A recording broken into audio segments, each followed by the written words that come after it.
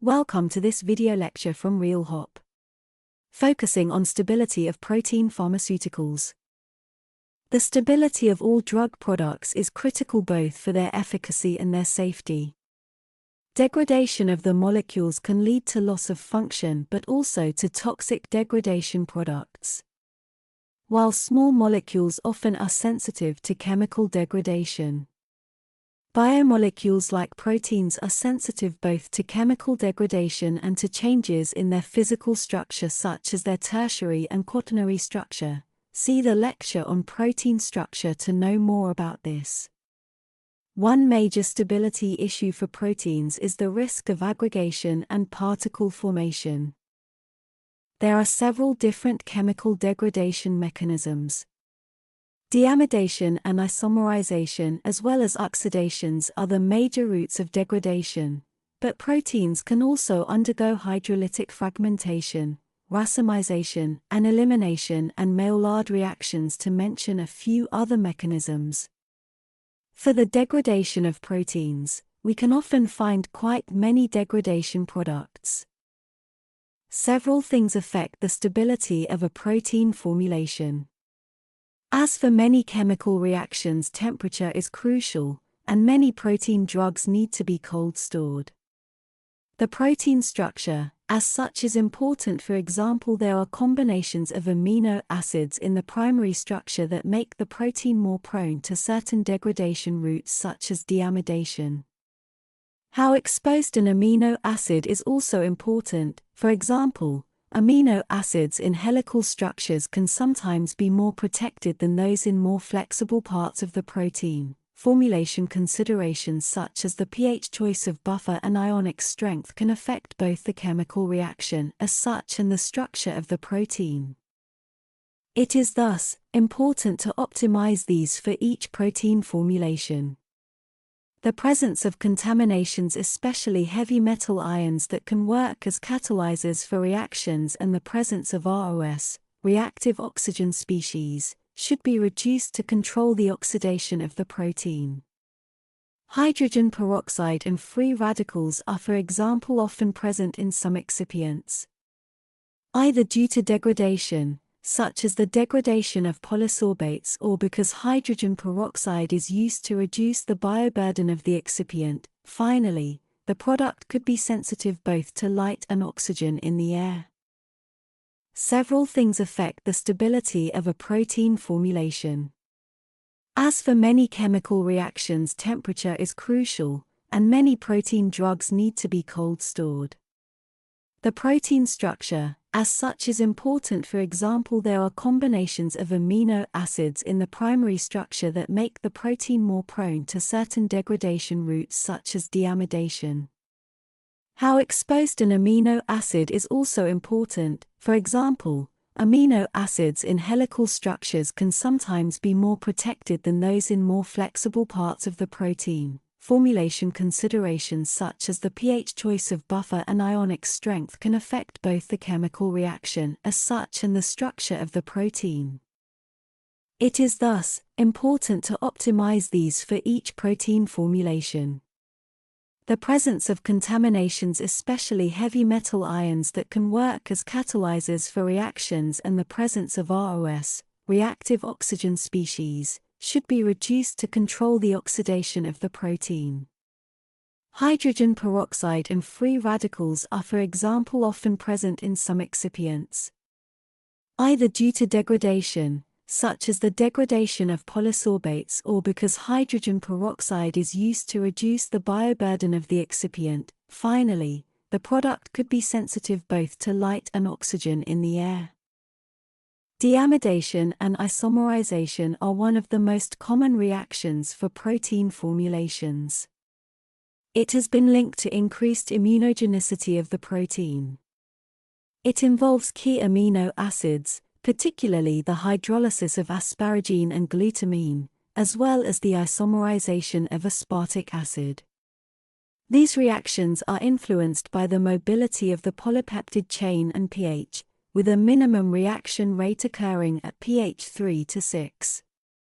To mitigate these reactions, several key strategies can be employed. pH control is crucial, ensuring that the pH remains within a suitable range.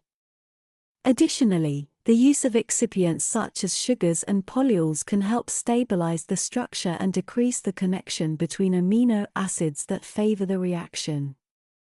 The choice of buffer and buffer strength can also be important, for example, preferably use tris instead of phosphate buffer. Maintaining low ionic strength is also an important factor to consider to minimize deamidation and isomerization reactions. Oxidation is a significant concern for certain key amino acids, namely methionine, tryptophan, and occasionally histidine, cysteine, phenylalanine, or tyrosine residues. This reaction can be triggered by factors such as metal-catalyzed oxidation, photosensitivity, and the presence of reactive oxygen species like peroxides and free radicals. Metal-catalyzed oxidation occurs when a redox active metal binds to a protein, particularly affecting histidine and cysteine residues. The proximity of reactive oxygen species, ROS, generated at the metal center to the protein allows for direct oxidative damage. Light exposure to proteins can also induce oxidation, particularly in amino acids such as tryptophan, tyrosine, and phenylalanine. To mitigate oxidation, several key strategies can be employed.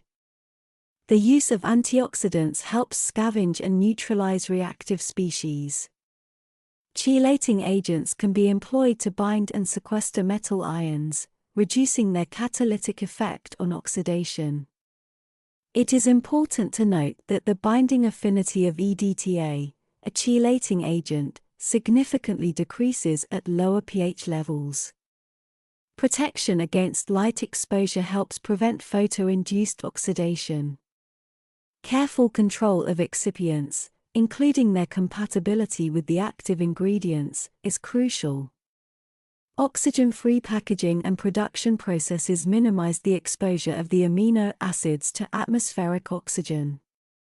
Lastly, maintaining an appropriate pH level can also help mitigate oxidation. Photostability is a critical consideration for proteins as exposure to light can generate species that cause chemical oxidation. Amino acids sensitive to light-induced oxidation, such as tryptophan, tyrosine, and phenylalanine, are particularly susceptible. Among them, tryptophan is especially sensitive, and its oxidation can impact neighboring amino acids and even disrupt disulfide bonds. It is important to note that excipients, especially polysorbates but also sterilized glucose solutions, can be photosensitive. The process of light-induced oxidation starts when a photon is absorbed, leading to the entry of an electron into an excited state. From this state, the amino acid undergoes various degradation pathways, resulting in different products. Recent findings indicate that photodegradation, particularly photooxidation, is a common degradation pathway for many proteins. Inter- or intramolecular disulfide bridges play a crucial role in stabilizing protein structures. These are formed when cysteine is oxidized.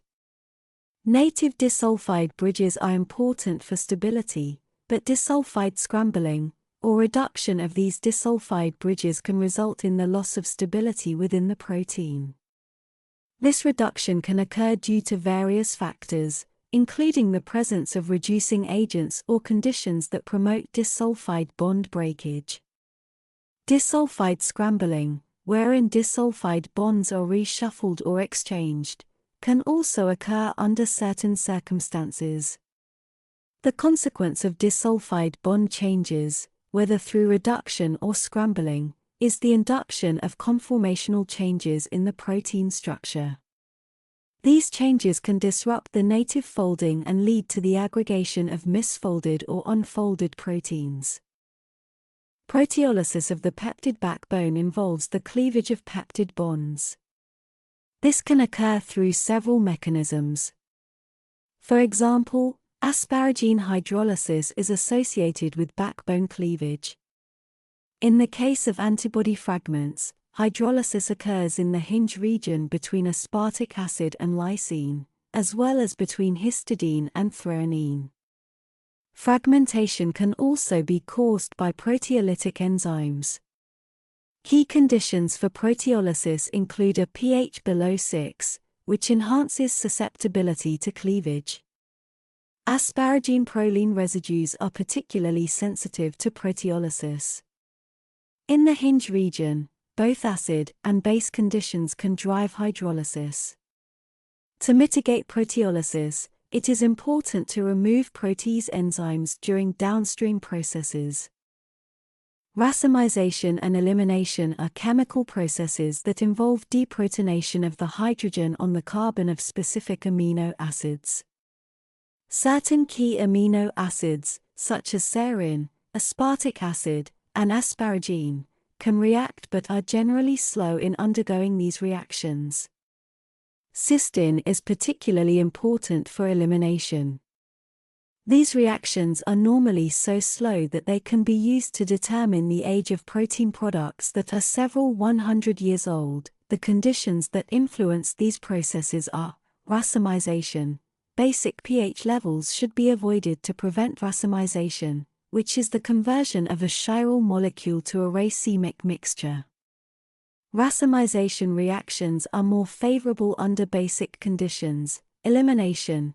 In the case of elimination, the pH for optimal reaction, such as in immunoglobulin G, is at a minimum of pH 6. Metal ions can catalyze the elimination process. Maillard reactions refer to complex chemical reactions that occur between primary amines, particularly amino acids like lysine, and reducing sugars. Reducing sugars are sugars that possess an aldehyde functional group. Amino acids such as lysine and reducing sugars like glucose, galactose, lactose, and maltose are key players in Maillard reactions.